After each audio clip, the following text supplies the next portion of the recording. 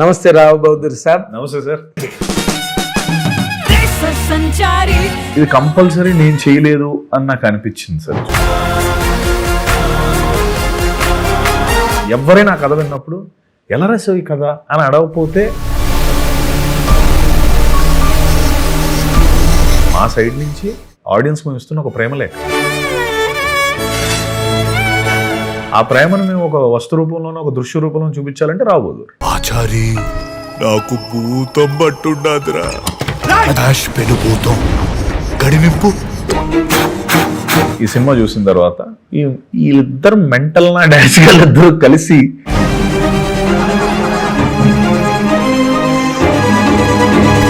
తనకి ఏంటి ఇన్స్పిరేషన్ ఈ కథ writing? Did you ever ask him? Inspiration ఉంది సార్. అంటే నేను చెప్పాను, అది మాహాయ చెప్పాను.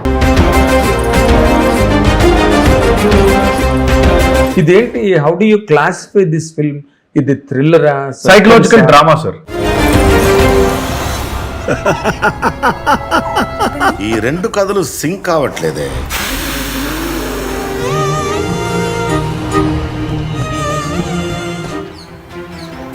I'm serious. హిట్ టీవీ అభిమాన ప్రేక్షకులకు స్వాగతం. నేను మీ నాగేంద్ర కుమార్. ఇప్పుడు మనతో పాటు ఉన్న గెస్ట్ ఈ మధ్య రోజుల్లో చాలా సంచలనం, విపరీతమైన డిఫరెంట్ గెటప్స్. ఈ జనరేషన్, యంగర్ జనరేషన్లో ఇటువంటి అరుదైన అవకాశాన్ని అందిపుచ్చుకున్న ఈ హీరో గురించి నేను చెప్పనక్కర్లేదు, ఎందుకంటే చాలా వైరల్ అయిపోయి ఆ వీడియోలు, ప్రోగ్రామ్స్ అన్నీ కూడా. But for customary sake is nonetheless Satyadev. And ఇప్పుడు ప్రజెంట్ కాంటెక్స్ట్లో రావ్ బహదూర్ సాబ్. మీ అందరి తరఫున ఈ కార్యక్రమానికి నేను చాలా ప్రేమగా ఆహ్వానిస్తున్నా. నమస్తే రావ్ బహదూర్ సాబ్. నమస్తే సార్. Thank you. సత్యదేవన్ పేరు మారిపోయేటట్టుంది సినిమాతో, Rao Bahadur Saab. Thank you sir. Thank you. But what is your personal and special experience చెప్పాలంటే? ఓకే, చాలా మంచి character, difficult character and different getups, makeups, that's all one side. ఒక స్పెషల్ ఎక్స్పీరియన్స్ ఒక యాక్టర్గా, not just hero. Sir, special experience అంటే డెఫినెట్గా ఇందాక కూడా నేను చెప్పింది ఒక్క ఆస్పెక్ట్ ఏంటంటే sir, for the first time నేను చేసిన అన్ని సినిమాల్లో ఇది కంపల్సరీ నేను చేయలేదు అని నాకు అనిపించింది సార్. చేయలేదని, ఇది నేను చేయలేదు, ఇది అసలు చెయ్యలేదని. ఇది నేను చేయలేదు, ఇది అసలు. అంటే ఏవో కొన్ని చిన్న నువాన్సెస్, చిన్న ఒక ఆస్పెక్ట్స్ ఉంటాయి కదా సార్, అవి ఎప్పుడు నేను అలా చూసుకోలేదు. సో ఎందుకంటే అది చాలా కొత్తగా అనిపించింది, అవుట్ ఆఫ్ బాడీ ఎక్స్పీరియన్స్ లా అనిపించింది అనమాట. అది మేబీ ఆ ట్రాన్స్ లో అలా చేసేసానా ఏంటి? మొట్టమొదటి కథ చెప్పగానే అసలు నేను క్యారెక్టర్ చేయగలనా? అసలు కథ చెప్పగానే నేను అసలు నేను చేయలేనిది అంటే చేయగలను అంటే లోపల ఉన్న కాన్ఫిడెన్స్ వేరు. బట్ నువ్వు అనుకుంటున్నట్టు నువ్వు లోపల ఏదైతే అనుకున్నావు అది నేను క్రియేట్ చేయాలంటే ఇది యుద్ధాలు జరగాలి దీనికి. అంటే మనిషి చాలా ట్రాన్స్ఫార్మ్ అయిపోవాలి, మెంటలీ చాలా ట్రాన్స్ఫార్మ్ అయిపోవాలి. చాలా అసలు ఫస్ట్ నువ్వు ఎలా రాసావు గురు ఈ కథ అంటే చాలా మంది, నేను మాహా చెప్పిన కొంతమంది పెద్ద బిగ్ షాట్స్ ప్రొడ్యూసర్స్ మన దాంట్లో తెలుసు, వాళ్ళందరితో నేను అప్పుడప్పుడు మాట్లాడినప్పుడు ఫస్ట్ ఆఫ్ ఆల్ ఆ కథ ఆ మనిషి ఎలా రాశాడో నాకు ఇప్పటికీ అర్థం కాదు. అంటే ఆ ఏజ్కి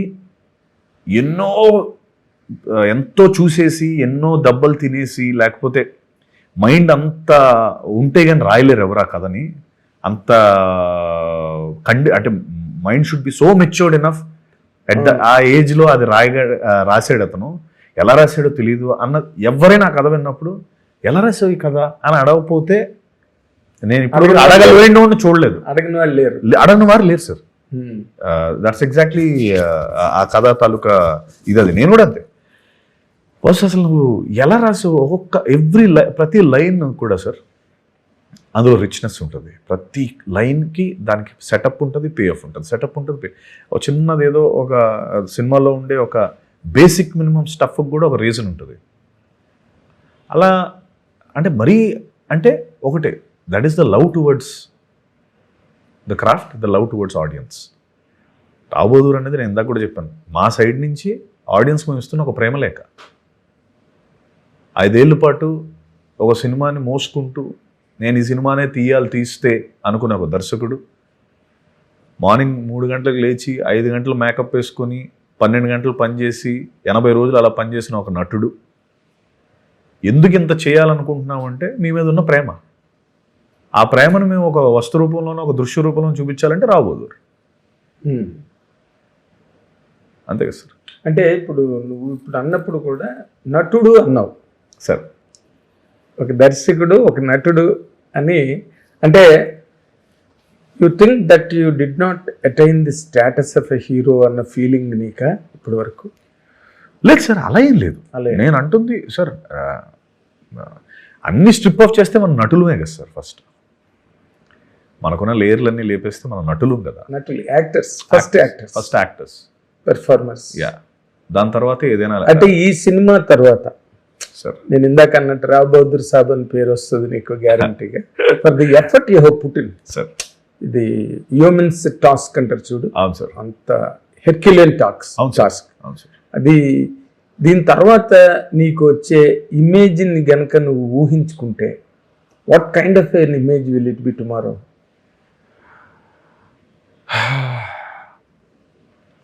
సార్ అది నేను అంటే నాకు చెప్పుకోవడం ఇష్టం ఉండదు సార్. అది మీరు చూసి మీరు చెప్తే నేను చాలా అంటే మీరు అన్నది అర్థం. మేము ఎలాగే చెప్తాం. నేను చెప్తాను. మీరు ఆల్రెడీ నేను కమల్ హాసన్ తో పోల్చి నీ డైరెక్టర్ మాట్లాడాడు. అవును, రైట్. నేను కాదు మాట్లాడింది సార్. అదే నేను అక్కడికే వస్తున్నాను. నేనేమంటున్నా అంటే ఎలా పర్సీవ్ చేసుకుంటారు అన్నదానికి నాకు ఆన్సర్ లేకపోవచ్చు. కానీ ఎందుకుండదు? ఎందుకు చెప్తాను సార్. అది సార్ నేను కంప్లీట్ చేసేస్తాను, ఆగండి. అంటే ఏం అవుతుందో నాకు తెలుసు. అంటే లైక్ ఫర్ ఎగ్జాంపుల్ ఇప్పుడు ఈ సినిమా చూసిన తర్వాత వీళ్ళిద్దరు మెంటల్ నా డాన్స్గా ఇద్దరు కలిసి ఒక రావ్ బహదూర్ అనే ఒక స్పెక్టికల్ని చేశారు అన్నది మాత్రం అందరూ మాట్లాడుకుంటారనేది నా కాన్ఫిడెన్స్. నా గురించి స్పెసిఫిక్గా అంటే మేబీ ఏమో సార్. నా గురించి నాకు చెప్పుకోవడం చాలా సిగ్గు అండ్ కష్టపడి సిగ్గుపడతానంటే అలాగే సార్. అంటే సార్ ఇప్పుడు సిగ్గుపడడానికి కూడా కొన్ని టాంజెంట్స్ ఉంటాయి. అవును. ఈ సిగ్గుపడ్డం అంటే పబ్లిక్ గా నువ్వు ఇంత కష్టపడి వాటన్నిటికీ అంత మంచి ఓవేషన్ రిసెప్షన్ వచ్చి మంచి యాక్టర్ అంటారు సార్. అది నువ్వు చెప్పడం ఎప్పుడో నువ్వు మంచి యాక్టర్ అని వదిలేండి సార్, మీరే ఏదో చెప్పండి తర్వాత చూసి.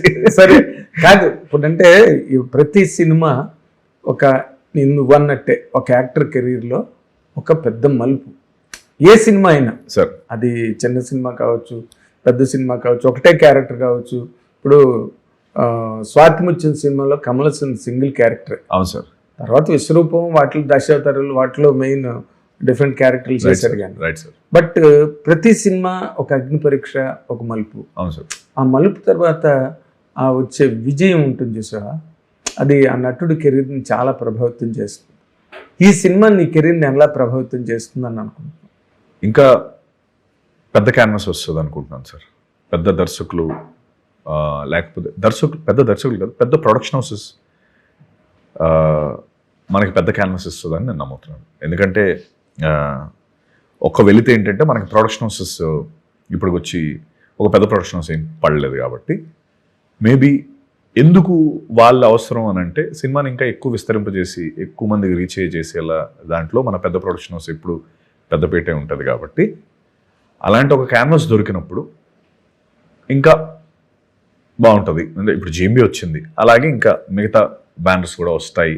వచ్చినప్పుడు నాకు మాహా లాంటి వాళ్ళకి ఇంకా అద్భుతంగా కథ అని చెప్పి ఎక్కువ మంది విస్తరింపజేసే కథలు చేయొచ్చు అన్నది మా కాన్ఫిడెన్స్. హిట్ టీవీ యాప్, ఇందులో short news, live news, entertainment shows, movies, digital magazines తో పాటు మీ జిల్లా వార్తలను కూడా ఫ్రీగా చూడొచ్చు. ఇంకెందుకు ఆలస్యం, వెంటనే హిట్ టీవీ యాప్ ని డౌన్లోడ్ చేసుకుని ఫ్రీగా ఎంటర్టైన్మెంట్ పొందండి. Hit TV app. Hit TV app. Please download hit TV app. Hit TV app ని ఫ్రీగా డౌన్లోడ్ చేసుకుని ఎంజాయ్ చేయండి. మీకు నచ్చిన ఎంటర్టైన్మెంట్ కోసం హిట్ టీవీ యాప్ ని ఫ్రీగా డౌన్లోడ్ చేసుకుని ఎంజాయ్ చేయండి. హిట్ టీవీ యాప్ ని డౌన్లోడ్ చేసుకుని ఆస్వాదించండి, ఆశీర్వదించండి. ఇంతమంది సెలబ్రిటీలు హిట్ టీవీ యాప్ ని డౌన్లోడ్ చేసుకోండి అని చెప్తున్నారంటే ఎంత మంచి యాప్ ఆలోచించండి.